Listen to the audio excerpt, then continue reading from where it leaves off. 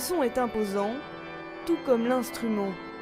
Mais pour accéder à cet orgue de la cathédrale Saint-Michel-et-Gudule, il existe un passage méconnu du grand public, et que seuls quelques privilégiés comme Xavier Depré connaissent bien.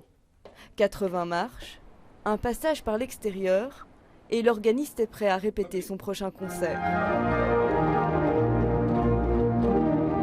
On a mis ici un orgue, comment dire, en nid d'hirondelle.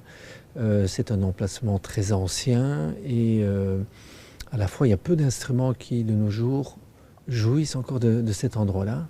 C'est le meilleur endroit acoustique et donc on a vraiment l'occasion de survoler, je vais dire, la nef et toute la cathédrale à cette hauteur-ci et d'avoir un son qui remplit magistralement le lieu.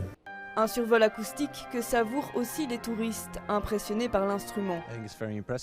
Je le trouve très impressionnant parce qu'il est très grand. Il est plus grand que ce qu'on voit d'habitude. Elle est assez grande, j'en avais jamais vu des comme ça. Il est très beau, c'est le plus grand que je n'ai jamais vu. C'est vraiment impressionnant.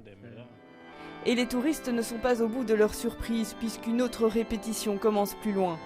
Un organiste hollandais habitué à jouer à la basilique de Bologne en Italie a choisi l'orgue de chœur pour faire vibrer la cathédrale. Le programme de demain est dédié à Bach et aux musiques de la cour de Vienne. J'aime vraiment jouer à Bruxelles.